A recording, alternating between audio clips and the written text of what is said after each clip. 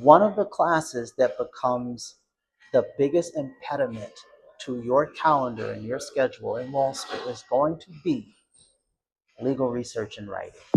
Happy 1L and good morning. Guys, this morning I think I want to talk with you about LRW and calendaring. LRW is probably one of the first classes that is going to give you a syllabus. It's interesting because during orientation, LRW is going to be the focus of orientation when it comes to your courses. They're going to talk a lot about your legal research and writing course. One thing I'm seeing across socials is people are really thinking about how to balance their law school approach and how to balance the workload really. And they're also thinking about how is it that I can be mindful and keep my mental health sane while also doing really well in law school. But one of those things is going to be organization. You got to be organized.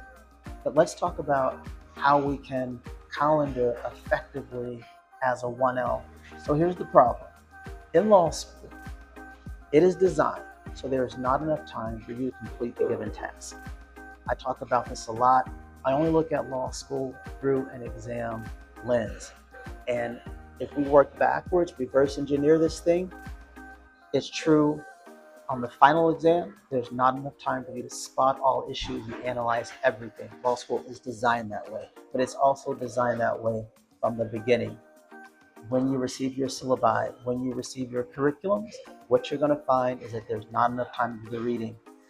One of the classes that becomes the biggest impediment to your calendar and your schedule in law school is going to be legal research and writing. So that's your chief problem. So here's how it works in a nutshell. In legal research and writing, you write what are called memos. These memos are going to be due throughout the semester, starting in September, October, November, where there's two of them primarily, but they also consist of drafts. The two are usually graded. The first memo and the second are graded. The drafts may or may not be graded, but there's a lot of pressure on you to do well on the draft because that's going to be the only way you get feedback before you turn in memo 1 that's graded. And there'll be a draft for memo 2, and memo 2 is graded. What happens is you've got a crap load of reading in all of your doctrinal courses every week, and it's exhaustive. There are a lot of pages, it's dense reading, it's hard to get through. Shakespeare wrote the cases. So you've got this situation where you end up procrastinating, you're trying to get your memo done, your reading in other classes falls behind. Now you're stressed out because now when you show up to class, you're afraid you're going to get cold called because you really aren't prepared. You're not prepared because that memo is due. Your professors know that in your doctrinal courses. Some of them will create assignments or quizzes or activities in their class to incentivize you not to spend so much time on your memo. So when these memos are due, those are the times during the semester where you're going to be under the most pressure. It's going to be a crucible of pressure during LRW memos. That's the problem. Let's talk about the solution. The solution can really be accomplished in 3 steps. Here we go. Step 1, look at your calendar and create anchor dates. An anchor date is an immovable event. This can't be moved, like the deadline of memo 1 or memo 2.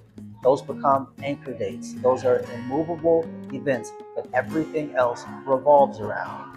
This puts you in a power position because whether you like it or not, your life is going to start revolving around memo dates because your life already is going to revolve around the hamster wheel of what? Writing briefs, reading cases, being prepared for class. LRW comes with a javelin and starts interrupting and disrupting that space. So if in advance you take a look at your calendar and you say, you know what? Let me look at these due dates.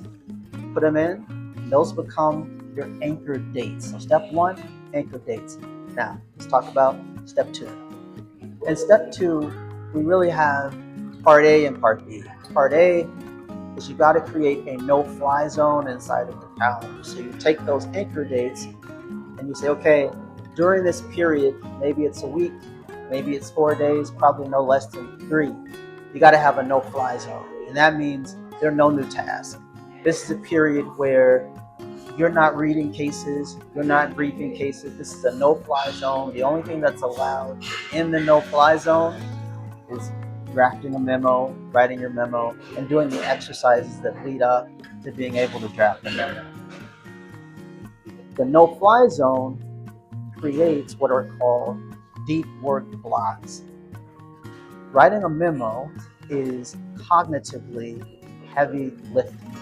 It requires a great degree of focus, and it will consume your time like a sponge. So you've got to have a deep work block inside of the no-fly zone. And that means this is a window of time where there can be absolutely no distractions. None. So the no-fly zone and the deep work block, those become your days leading up to your anchor dates when the memos are due and when the drafts are due, which leads us to step 3. How in the heck do you create that time? What do you mean I'm supposed to have time where nobody can fly? Time where I can't read a case, time where I can't read. How do I do that? Well, that's called front loading. You've got to front load your calendar in order to create the time for a no-fly zone or a deep work block. You've got to create that time. So forward loading. Forward loading is when you complete work earlier than it's due so that it frees up future bandwidth, which is exactly what you need in order to complete a memo for LRW. Well, the work that you need to complete earlier, that's the case reading and that's the briefing for your other courses. What does that mean? That means that when you get your syllabus for your doctrinal courses, it's not going to be sufficient for you to say, okay, Monday I have torts, Tuesday I have Civ Pro, so I'll create a schedule where the day before I'm finishing my reading. Problem, the week that memo is due, you're not going to have time to do that reading for torts, for Civ Pro, for contracts, for property, for nearly anything. So what do? You've got to create a schedule where perhaps a week or 2 weeks before you're reading and briefing cases that aren't going to come up for a week or 2 weeks later. Some people don't like that because they're like, wait, if I'm not fresh on the case, no. If you brief correctly, what's going to happen is before class, take a few minutes, review it, you're going to be fine. But if you don't forward load, then you're going to be screwed. That's just the bottom line. So let's look at this whole thing in context of step 1, 2, and 3. In context, what we're talking about is this. You take those anchor dates from step 1, and those are your LRW memos, 1 and 2, and their drafts. Those become your anchor dates.